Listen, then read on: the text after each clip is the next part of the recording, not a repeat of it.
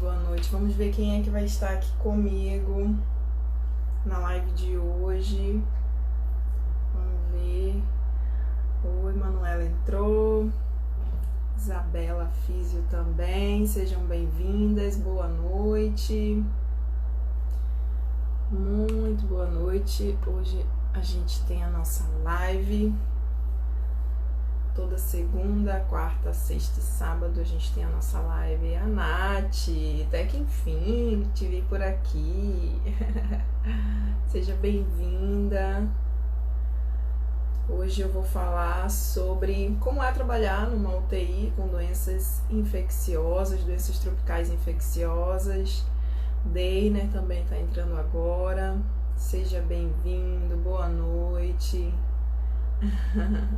Muito bom mesmo. É muito bom ter todos vocês aqui comigo hoje, nessa segunda-feira à noite, pra gente trocar muito conhecimento, trocar muita experiência, tá? Verdade, né, mana? Enfim, conseguiu. Então a gente tá aqui hoje, né? Eu estou aqui hoje junto com vocês para trocar essa experiência, porque tem alguns alunos, né, que me perguntam como que é trabalhar na UTI, como que é o perfil de pacientes. E aí eu resolvi fazer essa live justamente falando como que é esse perfil, né? Como que é trabalhar lá na UTI de doenças infecciosas e tropicais, tá? Então, lembrando que desde o começo do mês eu fiz uma série de lives falando sobre a qualificação profissional, tá? E aí, sexta e sábado, eu já anunciei para vocês que nós vamos ter a jornada FPS nos dias 2, 3 e 4 de setembro, tá? É uma jornada gratuita em que eu vou falar sobre a fisioterapia, um método que eu estou desenvolvendo, que é a fisioterapia prática sistematizada na UTI, tá? Então, é muito voltado a um passo a passo. Sabe aquele passo a passo que você estava procurando? Pois é, esse passo a passo para organizar o seu atendimento, para que você tenha realmente um atendimento ali com uma certa segurança, autonomia, com raciocínio clínico e seguindo um passo a passo. A gente precisa seguir um passo a passo. A gente sabe que a fisioterapia, ela é baseada, isso eu sempre vou falar por aqui, tá? A fisioterapia, ela é baseada em 3 pilares, que é avaliação, diagnóstico e tratamento. Então, esse método, ele visa, ele corresponde ali a esses 3 pilares da fisioterapia em si, mas vai ser voltada para o atendimento de pacientes internados na UTI adulto. Então, eu espero vocês dia 2, 3 e 4 de setembro. Cíntia, como é que eu me inscrevo? No link que eu tenho lá na bio do Instagram, tem lá, já está ativo o link. Clica no link e vai estar lá, Jornada FPS na UTI, tá? Clica lá, se inscreve, porque tudo que for referente ali, novidade, notícia, material, tudo que eu tiver que falar com vocês, eu vou falar ali pelaquele cadastro que vocês fizerem naquele link, tá? Então, não esqueçam de se inscrever, se inscrevam e confirmem também a participação de vocês, tá? Então, 2, 3 e 4 de setembro, jornada FPS, em que eu vou falar para vocês do método de atendimento, um passo a passo para o atendimento do paciente na UTI. Então, se você aí ainda tem dúvida por onde começar, o que fazer, como fazer, vão participar dessa live, tá bom? Então, vamos começar. Hoje eu vou falar sobre como é o atendimento na UTI de doenças infecciosas tropicais. Então, primeiramente falando, esse termo, né, doenças infecciosas e doenças tropicais, então a gente tem esse conhecimento de que doenças tropicais são aquelas doenças malária, leishmaniose, leptospirose, chikungunya, zika, dengue, esses são os tipos de doenças tropicais, tá? Isso é só para vocês já terem em mente, vocês já devem saber, mas só para a gente contextualizar. E doenças infecciosas, o nome já diz, né? Que são as doenças que são transmitidas por micro-organismos. Então, vírus, bactérias, protozoários, fungos. Então, são doenças infecciosas. E aí, lá na UTI, que trabalha com doenças tropicais infecciosas, ela atende essas duas demandas, ok? E aí, quando a gente vai trabalhar com esse tipo de paciente, é importante lembrar e falar muito da biossegurança, porque a gente tem, como eu falei para vocês, a gente tem aqui um perfil de pacientes com doenças infecto-contagiosas. Elas podem passar de pessoa a pessoa, cada um, claro, dependendo da sua forma de transmissão. Então, o que tem muito, a gente vai conversar aqui também, sobre algumas formas de transmissão, assim, mas também muito superficial aqui por enquanto, tá? E o que a gente deve falar é muito das normas de biossegurança, da utilização de EPIs, da lavagem das mãos e de você ter aquele cuidado com o paciente para que não tenha infecção cruzada. Então a gente sabe que a UTI ela já é um ambiente altamente propício para infecção, né, para colonização de micro-organismos. Então tem bichinhos ali, né, micro-organismos de tudo quanto é jeito, de tudo quanto é espécie, e a gente precisa ter esse cuidado com a biossegurança.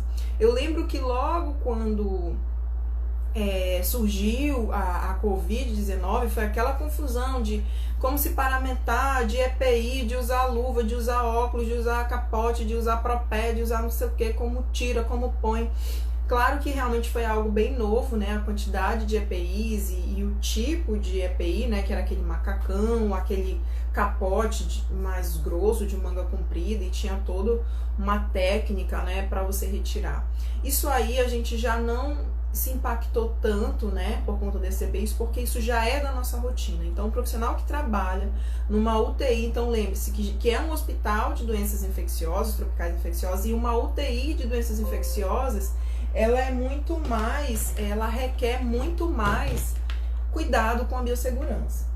E aí a gente sempre teve esse costume. Então, para o atendimento de pacientes na UTI de doenças infecciosas, sempre usamos o gorro, o óculos de proteção, sempre, não é só em procedimento de aspiração, não é só em procedimento de intubação, não, é sempre. É algo que eu costumo orientar sempre para os alunos. Chegou no leito do paciente, coloque o óculos, porque são pacientes que têm ali infecções, que têm secreções contaminadas.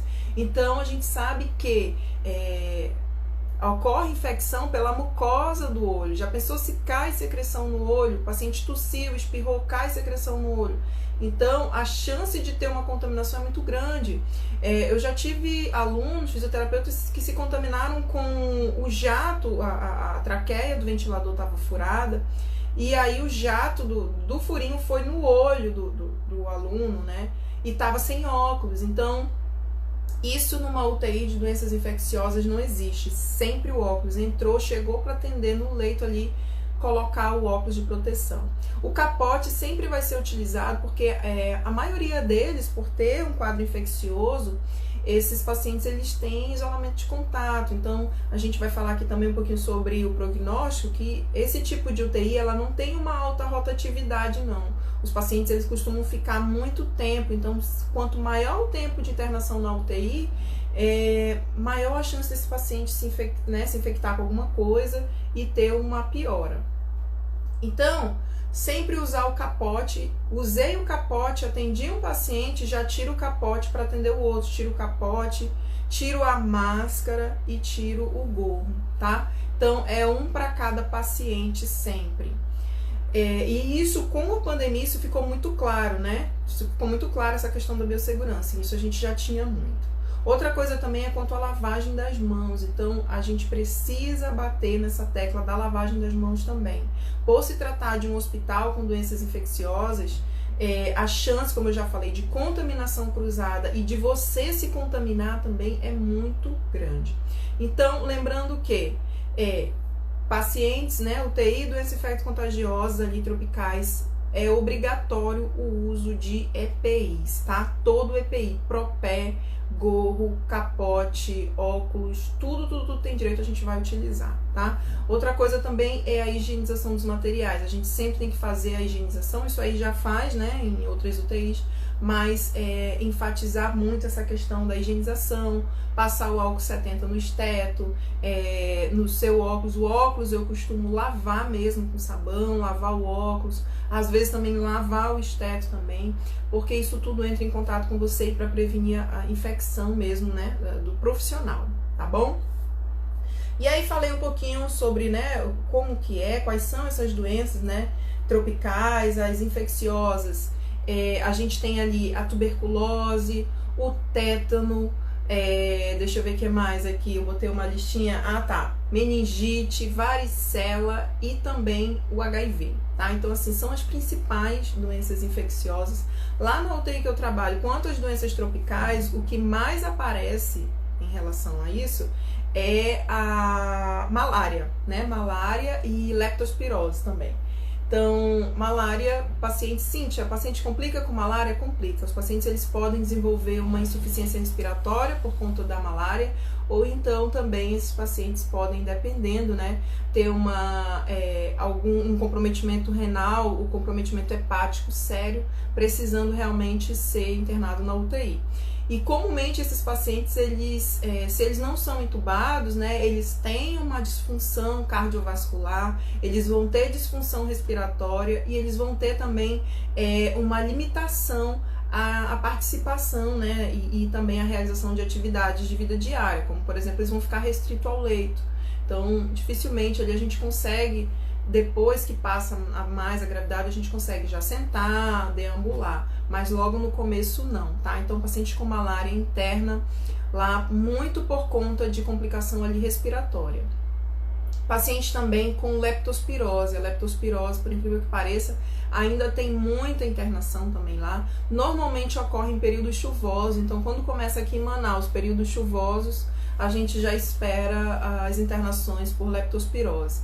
Então, os pacientes também, eles desenvolvem uma insuficiência renal aguda, intensa ali, e esse paciente, ele pode agravar, porque ele pode fazer uma hemorragia alveolar, e aí esse paciente, ele precisa ser entubado, e precisa ser ventilado, sedado, para que seja realmente controlada essa hemorragia, tá? Então, esses são os principais, assim, muito que aparecem, né, das doenças tropicais. E as doenças infecciosas, como eu falei, né, tuberculose, varicela ainda aparece. Quem não sabe o que é varicela, que é a catapora, tá? Então, catapora no adulto, né, catapora no idoso, ela é gravíssima, ela tem alta taxa de letalidade. Então, os pacientes morrem mesmo por varicela, por catapora. Eles desenvolvem uma SDRA, uma síndrome de desconforto respiratório agudo por conta da varicela. São pacientes que, eu costumo falar para os meus alunos, as mesmas bolhas de varicela que você vê no corpo do paciente, o pulmão dele vai estar lá todo cheinho também das bolhas, tá? Então, são pacientes gravíssimos também que a gente costuma atender lá na UTI.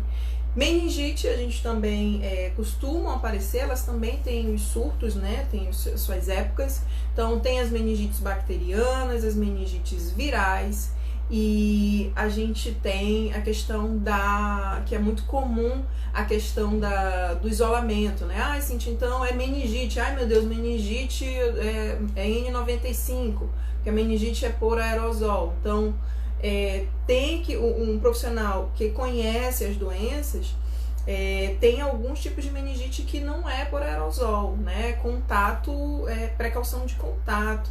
A transmissão ali é aquela transmissão mão-boca, ou então a de precaução por aerosol. Normalmente a meningite meningocócica, quando ela está ali nas suas primeiras horas que não foi tratada, e aí ela vai fazer o uso de antibiótico terapia, ela precisa que o profissional entre com a máscara N95 todo paramentado, e se realmente for necessário. O fisioterapeuta, ele sempre vai entrar, né? Dificilmente vai ter aquela questão lá que o fisioterapeuta, eu não vou entrar. A gente sempre vai entrar no leito, lá no isolamento, porque a gente vai precisar ajustar parâmetros, vai precisar avaliar, ver se esse paciente não está desconfortável.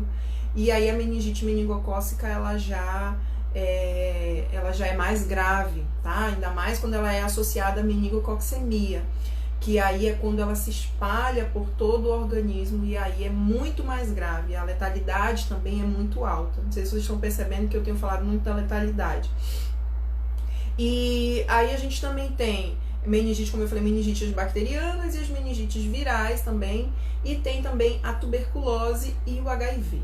Hoje, lá na UTI, a principal, 99% dos pacientes são pessoas que vivem com HIV/AIDS. Então, já lembrando, né, não é pacientes com HIV, o nome quando a gente for falar é pessoas que vivem com HIV/AIDS.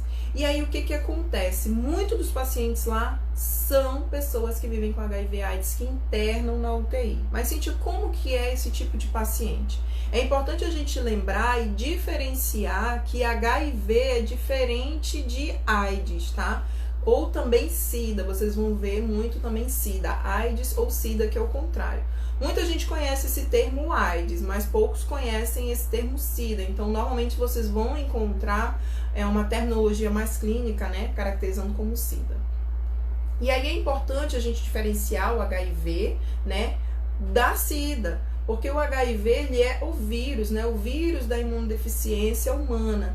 E a SIDA já é a síndrome, já é quando esse paciente ele já tem várias alterações correlacionadas com a quantidade, o aumento da replicação viral, né, do vírus da imunodeficiência humana e a redução das células de defesa.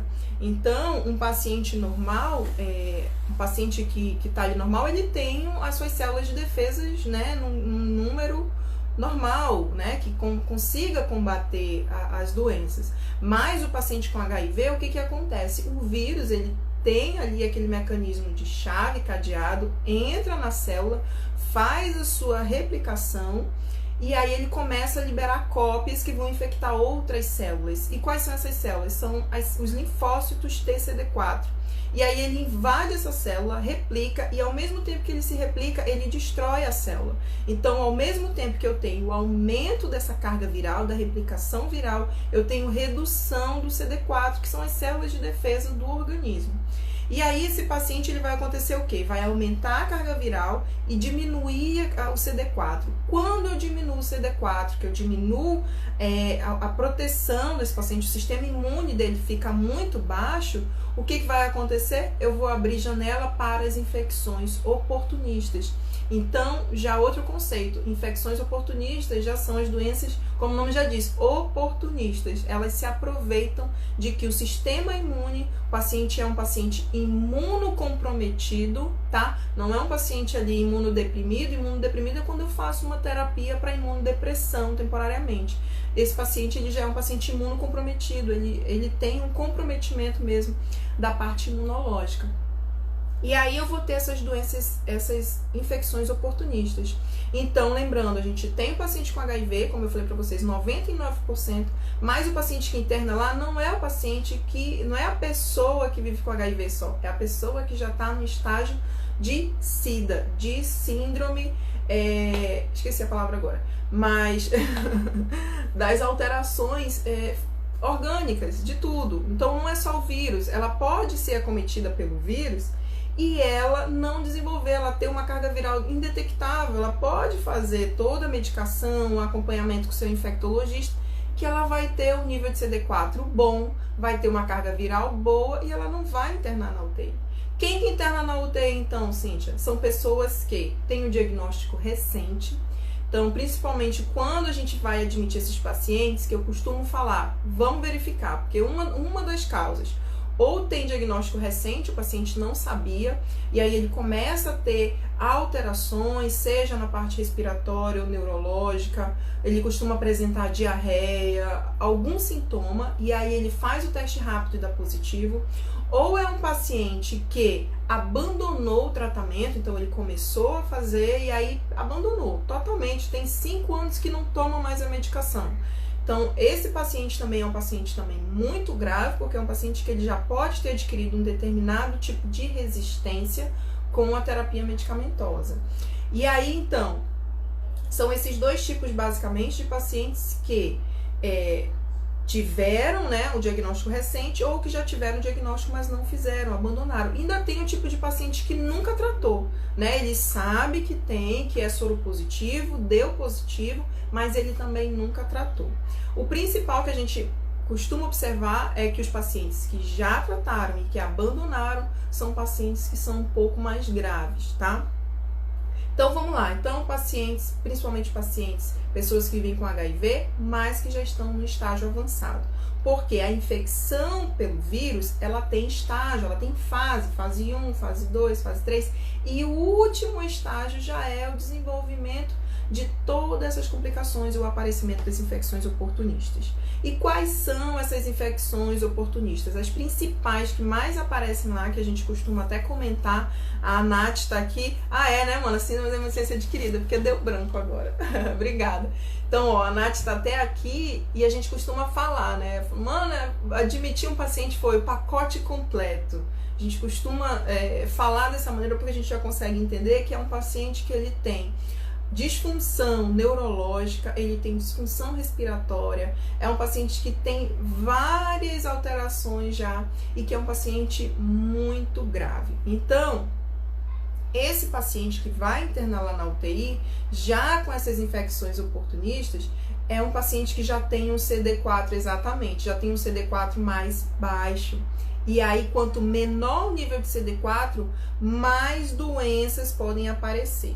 Cíntia, o que são essas infecções oportunistas? Tanto fala. Então, vamos pensar o seguinte, você tem um filho, né, bebezinho, pequenininho. Então, seu filhinho, bebezinho recém-nascido, ele não desenvolveu ainda o seu sistema imunológico.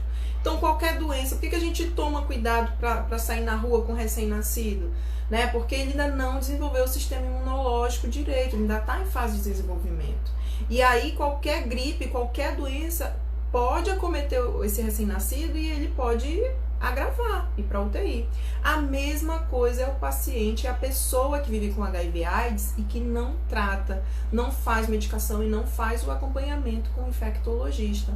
E aí, ela tem um sistema imunológico tão baixo, olha, o nível de CD4 normal é de 500, mais ou menos, entre 500 a 1200 tá ótimo, tá maravilhoso. O nível de CD4, de células, o número, a contagem de CD4. E aí o paciente, quando ele tem CD4 abaixo de 200, ele já está propício ao aparecimento de infecções. Lembrando que se eu tenho CD4 de 200, CD4 de 100, 150, enfim, cada uma delas, quanto menor, maior o leque de doenças, maior o leque de infecções oportunistas podem acometer esse paciente, tá? E aí, vejam bem, prestem atenção nisso. Tem pacientes que chegam lá com CD4 de 3, 2, 4, para você ver que esse paciente ele não tem sistema imunológico nenhum.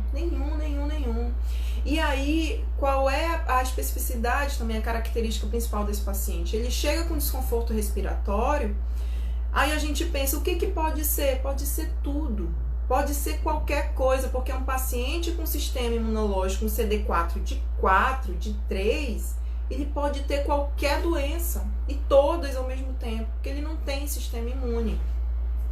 E aí uma característica, quando a gente vai ver o raio-x desse paciente, a gente sabe que o raio-x ele não é muito específico, ele não é muito sensível, né? Para eu observar e dizer, olha, é uma pneumonia. Para outros tipos de paciente ele é muito bom, mas para o nosso paciente, o que a gente costuma ver? Um paciente com raio-x todo branco, com uma imagem toda hipotransparente. E aí você fica, o que é isso? Que doença é essa? Que tipo de pneumonia? É viral? É fúngica? É bacteriana? O que é? E a gente fica se perguntando por que é um raio-x que pode ter um pulmão, que pode ter qualquer coisa. Então, esse é o tipo de paciente que interna na UTI. Pacientes, pessoas com HIV/AIDS, mas que já estão no estágio avançado, né? Um estágio já de SIDA e que tem uma carga viral muito alta, um CD4 muito baixo e o aparecimento de infecções oportunistas. Dentre elas, a gente tem a neurotoxoplasmose. Então, quem lembra aí, né, da gestante, né, do gato, lembra? Acho que na época de faculdade, isso é muito, né, tem um ciclo da neurotoxoplasmose. Então, pacientes chegam lá com toxoplasmose, mas comumente neurotoxoplasmose, que é quando ocorre a migração do micro-organismo para o sistema nervoso central do paciente. Esse é o principal. Outro, né? Isso aqui é neurológico, tá? Então, comumente neurológico, neurotoxoplasmose. Respiratório, o paciente ele vai chegar com uma insuficiência respiratória. Comumente é pneumocistose, mas o diagnóstico de pneumocistose, ele é um diagnóstico diferencial, né? Ele é feito por meio do lavado broncoalveolar, ele tem um kit específico para o diagnóstico, então ele é um pouquinho mais ali, requer recursos adicionais para fazer o diagnóstico de pneumocistose. Então, muitas vezes, o diagnóstico dele é feito com base na clínica mesmo apresentada, nos sinais e sintomas desse paciente. E aí, pneumocistose, ela é a principal ali de causa respiratória também, junto com a irmã the best ali do HIV, que sempre anda junto, que é a tuberculose. Então, a gente sabe que a co-infecção HIV-tuberculose, ela é altamente letal, né? E ela é muito ruim para os pacientes, para as pessoas que vivem com HIV/AIDS, porque são duas infecções, então são dois esquemas de medicações, e só a medicação da TB, da tuberculose, já é muito pesada também, né? E aí tem a medicação também do anti-HIV, o antirretroviral.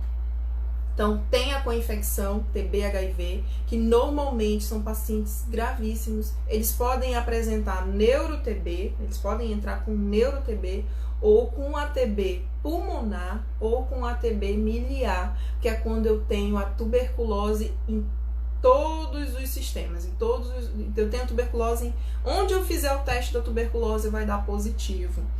E aí, esse também é o tipo de paciente. Então, eu não sei se vocês puderam observar que os pacientes que internam lá na UTI são pacientes muito graves, com uma alta taxa de infecção, né? São pacientes que já têm ali, como não tem um sistema imunológico, o que vai acontecer com ele? Pode ter qualquer tipo de bichinho lá, qualquer tipo de micro-organismo, então a gente precisa redobrar o cuidado com a biossegurança, tanto paciente com paciente, profissional, paciente e com o próprio paciente mesmo. São pacientes que têm um sistema imune muito baixos. E aí, outra coisa também, qual é a principal característica desse paciente quando ele vai internar lá com a gente em relação a exames laboratoriais? Normalmente, são pacientes que têm uma anemia muito grave, então hemoglobina ali, hemoglobina de 6, hemoglobina de 5, e isso a gente sabe que impacta no nosso atendimento, na nossa cinesioterapia, porque se a gente for parar para pensar, a hemoglobina é quem transporta ali o oxigênio, eu já tenho um paciente com anemia, eu já tenho um paciente com uma doença pulmonar prévia, aí eu me pergunto, meu Deus, o que eu vou fazer com esse paciente para que eu possa realmente estimular, mexer, fazer a cinesioterapia? E aí tem que ter um pouquinho mais de calma, porque são pacientes anêmicos, são pacientes, dependendo se eles não tiverem com uma reação infecciosa, são pacientes que eles vão ter uma leucopenia, uma redução dos leucócitos, principalmente dos linfócitos, lembra? Linfócitos T, CD4, que são as células de defesas queridinhas ali do HIV, e aí vão ter queda de linfócitos. E alguns desses pacientes também, eles podem aparecer com queda de plaquetas também, mas aí já são pacientes mais graves ainda. Relacionados a pacientes, pessoas que vêm com HIV, né, pessoas que estão internadas lá na UTI já com SIDA, quando o paciente ele apresenta ali anemia, plaquetopenia, linfopenia, é um paciente que ele é mais grave, né? Ele vai ter uma alta taxa de letalidade também, e a depender desse paciente, ele tiver como eu falei, com uma reação infecciosa, ao contrário, ele pode ter uma leucocitose, mas aí você já vai saber, né, que é o aumento dos leucócitos, você já vai saber que tem uma reação, algum foco, será que é um foco pulmonar, um foco hematológico, quem sabe, né, não sei, um foco urinário. Aí a gente vai fazer os exames laboratoriais para tentar descobrir, tá? Outra coisa que é importante falar, quando eu falei da biossegurança, que eu falei dos EPIs, a tuberculose também é uma doença infecto-contagiosa, e dependendo do tipo de tuberculose, se é uma tuberculose pulmonar, extrapulmonar ou miliar, eu vou ter que ter aqueles cuidados com a máscara N95. Então tem muita gente que ainda me pergunta, né, os alunos, Cíntia, entra com máscara ou entra sem máscara? Eu falei, não sei, entra com máscara ou entra sem máscara? Você tem que saber. Mas aqui, já falando para vocês, paciente com tuberculose pulmonar, ela é a única que ocorre pela transmissão de gotículas, por aerosóis, pela liberação de aerosóis. É a tuberculose pulmonar que detecta os pacientes bacilíferos, é a tuberculose pulmonar que ela tem maior importância para a saúde pública, porque é ela que tem as condições de transmitir ali em massa o Mycobacterium tuberculosis. E aí, se o paciente tem tuberculose extrapulmonar e você viu que pulmonar deu negativo, não precisa entrar com máscara N95, porque é extrapulmonar, não tá no pulmão, não tá gerando bacilos. Da mesma forma que a tuberculose miliar também não. Então, o profissional que trabalha na UTI com doenças infecciosas, ele precisa conhecer as doenças infecciosas, ele precisa conhecer o meio de transmissão dessas doenças para justamente se proteger, né? E também proteger o paciente. Então, essas são as principais, né? Tuberculose, co-infecção tuberculose HIV, neurotoxoplasmose e pneumocistose. Essas são as principais. Sintomas tem outras? Tem. Tem as ISTs, né? Que são também doenças que podem somar ali ao paciente, como sífilis, né? Neurosífilis, herpes e outras, né? Que são as infecções sexualmente transmissíveis. Elas também podem somar a esse combo ali, né? A Nath, ela até comentou, esse combo, esse pacote, porque é um paciente que está com uma imunidade mais baixa, tá bom? Então, sempre é um paciente que ele vai ter uma alta taxa de letalidade. E quais são as principais alterações ali que esse paciente pode apresentar? Então, como eu falei para vocês, tem o raio-x, que é de difícil diagnóstico. Então, o que a gente tem utilizado atualmente? Ultrassom, tá? Ultrassom beira-leito. Quem tem a oportunidade de estudar sobre ultrassom beira-leito, hoje tem estudos em que ele está sendo mais sensível, principalmente para pneumonia. Pneumonia, ele tem uma sensibilidade ali de 95% para o diagnóstico de pneumonia, ultrassom beira-leito, muito mais do que o raio-x. Então, eu já até, inclusive, já cheguei a ver artigos em que já estão querendo ver se conseguem trocar, né, substituir até ali o raio-x pelo ultrassom, se já seria possível. O problema é que nem todo mundo vai ter um aparelho de ultrassom dentro da UTI. E também o raio-x, ele é muito mais fácil, mais barato, né? É muito mais acessível ali do que um aparelho de ultrassom, né? Às vezes a gente não tem nem equipamentos ali de fisioterapia, equipamentos ali de, né, um cufômetro, às vezes não tem nem um cufômetro que é obrigatório, vamos ter um ultrassom. Então, isso é um pouquinho, né, do ponto negativo. Então, são pacientes que eles vão ter alterações radiológicas em que a gente vai precisar verificar muito os sintomas. Um exemplo aqui que eu dou para vocês é, por exemplo, um paciente chegou lá com uma insuficiência respiratória. Aí a gente pensa, já vamos ver o CD4. A CD4 ali de 50. Pode ser tudo, pode ser tuberculose, pode ser tuberculose, pode ser pneumocistose, pode ser pneumocistose, pode ser pneumonia, pode ser histoplasmose, pode ser o que você quiser, né? Pode ser qualquer coisa. O que você vai começar a diferenciar? A história do paciente. Por isso que eu sempre falo nos vídeos, verifique a história do paciente. E aí você vai ver história, vai ver os exames laboratoriais. Tem o diferencial, paciente com tuberculose, por exemplo, sinais e sintomas. O paciente com tuberculose é um paciente que ele está ali em macronebulização, às vezes em 8, e ele está saturando ali bem, né? Está saturando 100% às vezes, muito bem. Ele está com aquele desconforto, mas a saturação dele está ótima. Mas o raio-x dele é horroroso, é todo hipotransparente, cheio de infiltrados, cheio de coisa, o raio-x dele.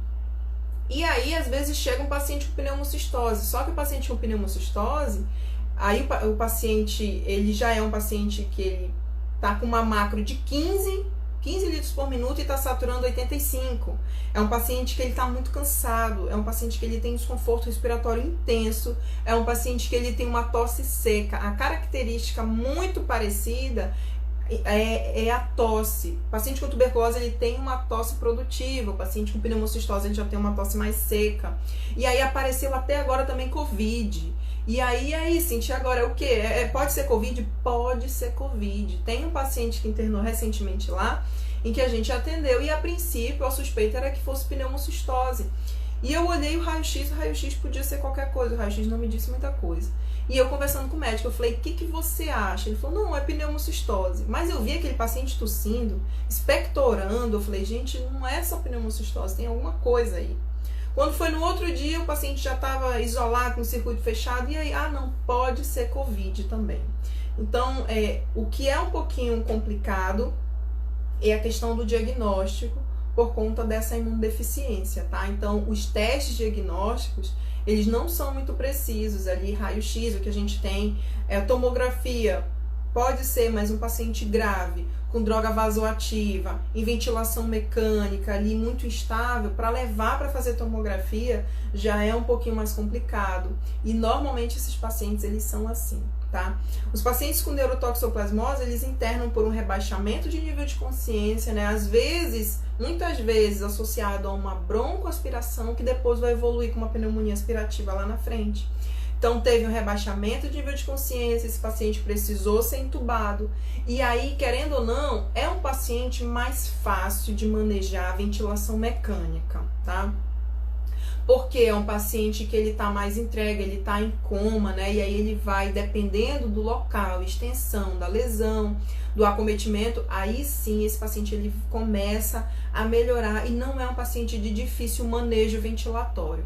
Diferentemente dos pacientes que entram por insuficiência respiratória, seja por tuberculose, pneumocistose e essas outras que eu falei para vocês.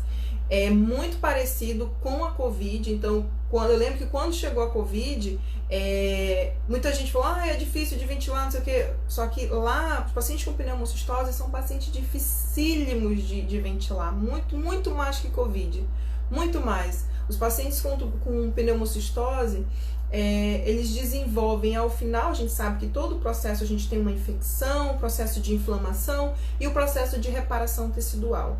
O que acontece na Covid? A Covid você tem ali periferias sendo acometidas e na pneumocistose ela é uma lesão difusa, né? Eu fui tentar pronar um paciente com pneumocistose e não deu certo, porque não é, se a gente, por exemplo, se a gente prona um paciente COVID em ventilação espontânea, se eu tenho lesões mais localizadas na parte posterior, se eu prono a parte anterior que está sadia, que não foi acometida, eu consigo otimizar a ventilação perfusão ali. Esse é o intuito da prona, né? Mas um paciente com pneumocistose que eu fui tentar pronar, ele não tolerou. Por que não? Porque é um infiltrado difuso. Quando eu falo com os meus alunos sobre a pneumocistose, ela é um tipo de pneumonia fúngica, tá? É um fungo que entra na via aérea e se espalha pelo pulmão. E aí eu fico imaginando isso, eu falo para eles, imaginem um fungo na unha, né? Quem não teve ou quem já viu, o vizinho, o primo, o namorado, enfim. Um fungo na unha, ele se alastra na unha ali e acaba com a unha. Agora imagine um fungo no pulmão, né? Onde ele tem ali temperatura e ambiente perfeito, porque o pulmão é um local úmido, escuro e cheio de oxigênio. É o local preferido do fungo. E aí o fungo faz a festa lá. Então é um infiltrado difuso, é um paciente que ele não respondeu, ele não responde muito bem à prona, ele não responde à mudança de decúbito e é um paciente que rapidamente ele evolui para a intubação orotraqueal. Tem alguns estudos que falam sobre o uso da ventilação não invasiva em pacientes com pneumocistose, mas a ventilação não invasiva ela não ajuda esses pacientes, porque a pneumocistose, como eu falei, é um infiltrado ali intersticial, ele vai evoluir com esse infiltrado intersticial difuso, com fibrose, a gente já sabe o que vai acontecer lá na frente. Né? É a lesão em todo o pulmão, então vai fibrosar todo o pulmão. No final, parece que a gente está ventilando um fígado de tão duro, não tem complacência. Então, o paciente, quando ele faz o desconforto respiratório, ele é entubado e vai para a ventilação mecânica, é uma ventilação extremamente difícil. É um paciente que tem uma complacência baixíssima. A gente tem ali complacência estática, mais ou menos ali até 60, complacência dinâmica até 50. É um paciente que ele vai apresentar complacência de 7, de 6. É uma complacência, não tem complacência, não tem como ventilar. E se eu não tenho como ofertar oxigênio, ventilação, consequentemente oxigênio, esse paciente, ele vai a óbito porque a gente não consegue ventilar, né? Então, é um tipo de paciente que tem um manejo muito delicado, o manejo dele é bem pior do que o manejo da Covid, muito pior, tá? E pouquíssimas vezes eu vi um paciente com pneumocistose ser entubado e sair da ventilação mecânica, tá? E os poucos que eu vi foram pacientes que fizeram traqueostomia, né? Não foi nem extubação, foi que fizeram traqueostomia e foi realizado um trabalho de desmame com esse paciente intenso e que esse paciente conseguiu sair, mas normalmente esses pacientes eles apresentam uma frequência respiratória muito alta para tentar compensar a perda da complacência, tá? Então essas são as principais alterações, né, desse público ali, desse principal público que acontece. A gente sabe que varia de UTI para UTI, a gente tem UTI cardiológica, UTI clínica, UTI cirúrgica, UTI neurológica, UTI oncológica e tem a UTI de doenças infecciosas tropicais. E cada uma dessas UTIs vai variar, vai ter um perfil específico de pacientes. E esse é o perfil mais ou menos de doenças infecciosas, né? Principalmente dos pacientes com SIDA e infecções oportunistas e também as outras doenças infecciosas. Vou falar também um pouquinho só paciente, Cíntia, só paciente com tuberculose, só tuberculose mesmo. Lá não tem, lá é normalmente HIV com infecções oportunistas, tá? Pacientes com meningite, temos tido resultados muito bons com pacientes que adoeceram por meningite, tá? Principalmente porque, por ser um hospital com doenças infecciosas, a maioria dos médicos são infectologistas e já detectam, já sabem rapidamente pela sintomatologia e já começam com um tratamento ali de prova, aquele tratamento empírico contra ali para a meningite. E aí já é aquela questão daquelas 24 horas. A meningite meningocócica, nas primeiras 24 horas, se ela não é bem manejada, aí aumenta muito, cada hora aumenta a letalidade. Então a gente também tem tido um bom retorno de pacientes ali com meningite.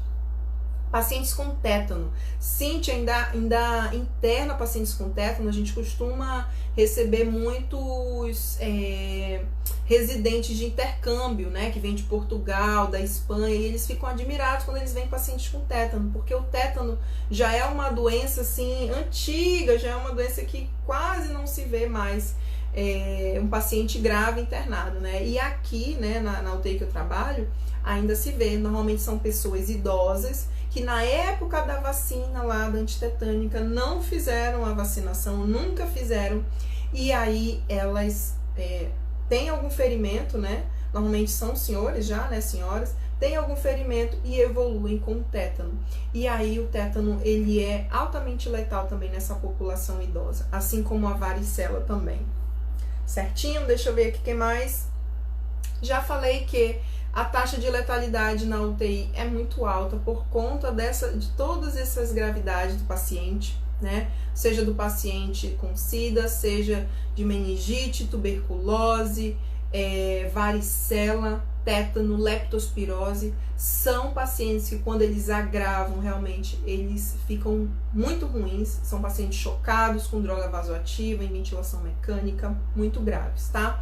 O prognóstico desses pacientes normalmente é como, Cíntia? Então, pacientes com neurotoxoplasmose que internam, quando eles saem, né, quando a gente vai fazer uma avaliação a longo prazo, são pacientes que vão evoluir com infinidade de sequelas, né? Seja ali hemiplegia, ou seja aplegia, seja paresia, ou então uma fraqueza ali uma fraqueza adquirida na UTI ali muito alta, da mesma forma como eu tenho observado também na COVID.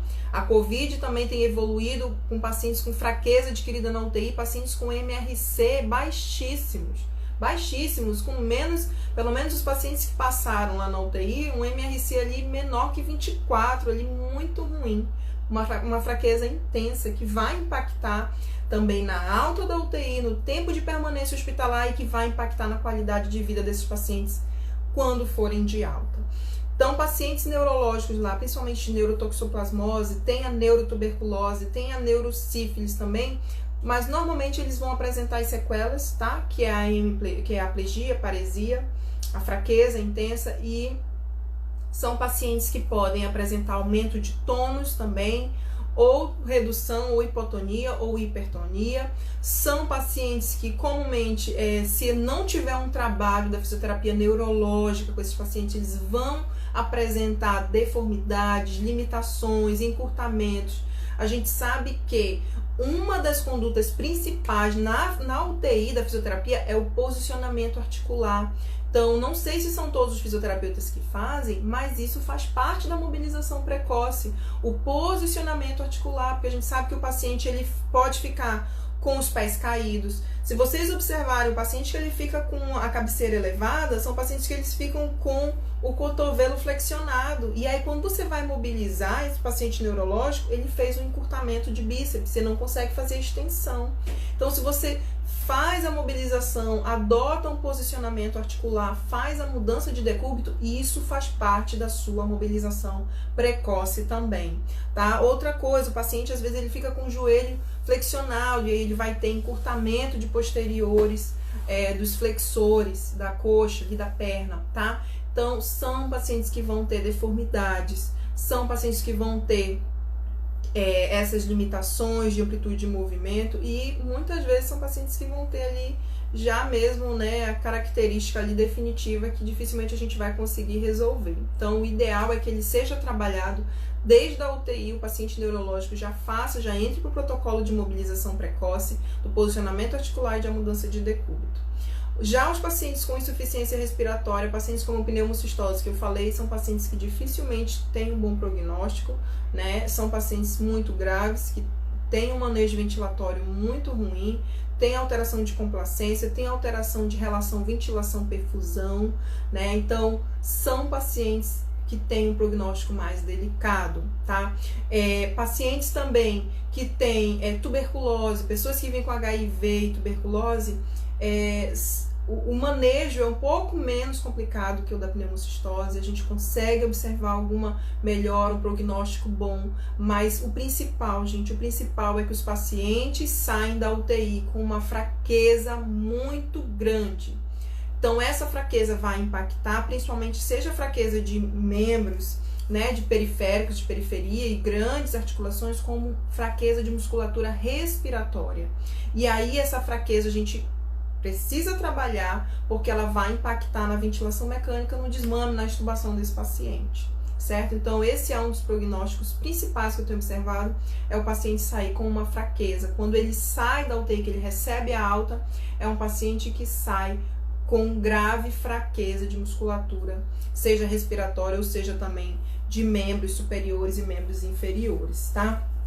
Sem contar também numa outra especificidade do paciente com SIDA, que é um paciente normalmente desnutrido, é um paciente que ele quase não tem um aporte nutricional. E se a gente for pensar, nós como fisioterapeutas completos, que temos que observar exames laboratoriais, temos que observar os sinais e sintomas dele, a condição cardiovascular desse paciente e respiratória, eu também tenho que observar o estado nutricional desse paciente, para poder fazer a minha prescrição, para poder fazer o meu diagnóstico e fazer o meu plano de tratamento de uma forma que eu não ofereça riscos para esse paciente.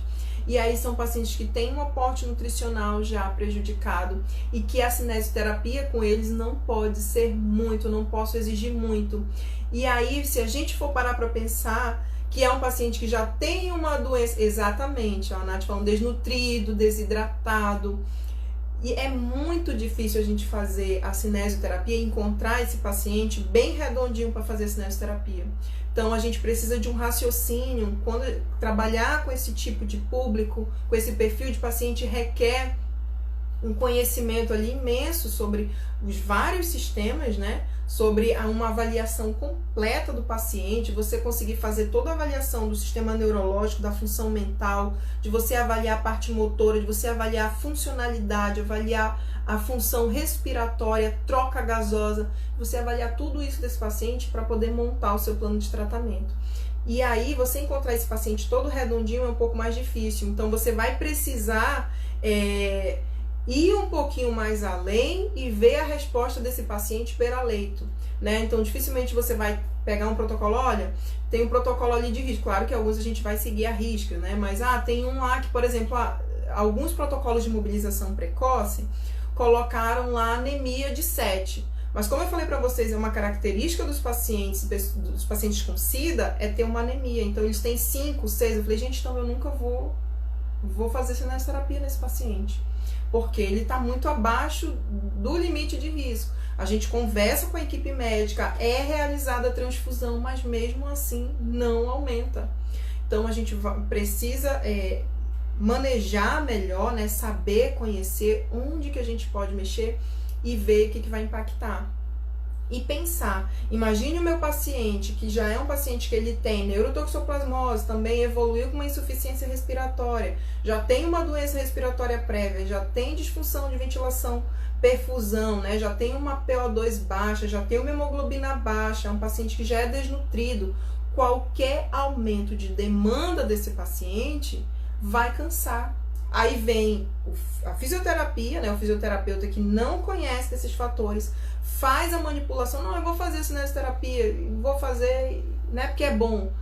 E muitas vezes está prejudicando e não ajudando, porque eu vou aumentar ainda mais a demanda metabólica e o aporte nutricional dele também não é muito bom, né? Então a gente precisa avaliar todos esses fatores para atender os pacientes. Tá bom, gente? Então, deixa eu ver como é que eu tô de tempo aqui. Tenho alguns minutinhos, 10 minutinhos. Alguém tem dúvida? Coloquem as dúvidas aqui para eu responder. Quem tiver alguma dúvida, eu espero que vocês tenham gostado. É muita coisa, né? Eu falei demais hoje, mas é porque eu amo trabalhar com os meus pacientes. São pacientes específicos, assim como eu falei, né? Tem a UTI de cirurgia cardíaca, né? UTI coronariana, seja uma UTI clínica ou cirúrgica. Por exemplo, a cirúrgica são pessoas que rapidamente fazem a cirurgia e 24 horas, nem 24 horas, dependendo do tipo da cirurgia, passou o efeito da sedação, é estubado e vai embora, é alta. Tem um alto nível de rotatividade na UTI.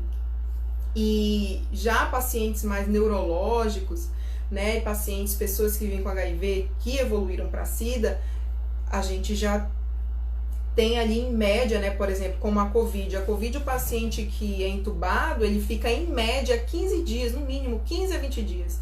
E é por aí também, 15 a 20 dias no mínimo.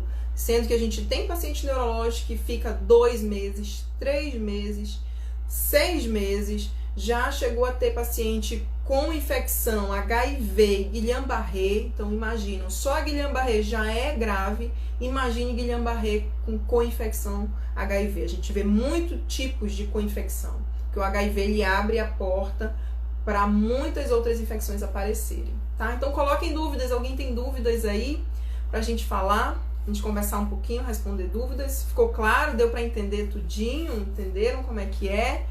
Ó, a Nath, parabéns, que bom, mana, você é suspeita para falar, né? Você é suspeita para falar, mas muito obrigada mesmo.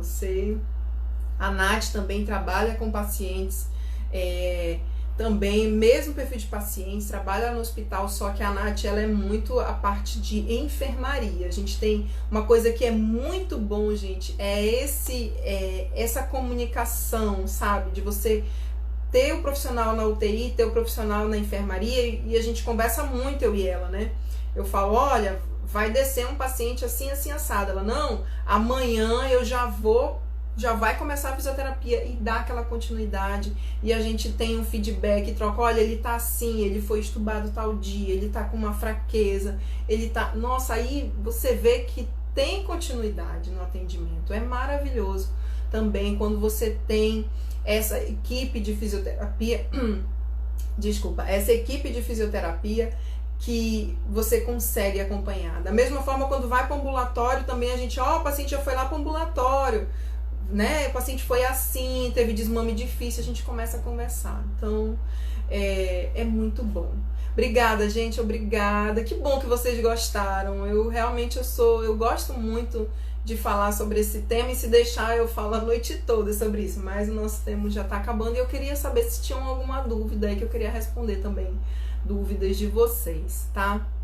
Mas deixa eu ver se alguém vai perguntar mais alguma coisa.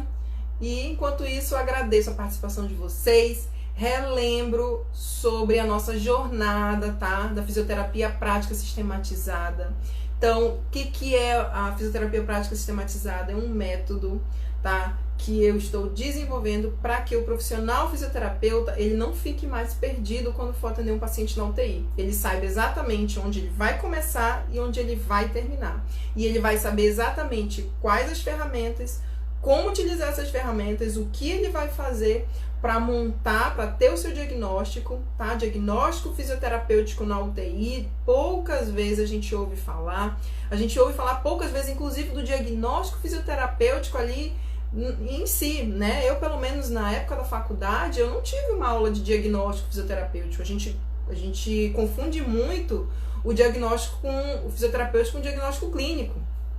Sendo que o fisioterapeuta ele tem o próprio diagnóstico que é em cima das disfunções, né? Das disfunções orgânicas. Então, assim, você saber fazer o diagnóstico, saber fazer um plano de tratamento, levando em consideração tudo isso que eu falei para vocês.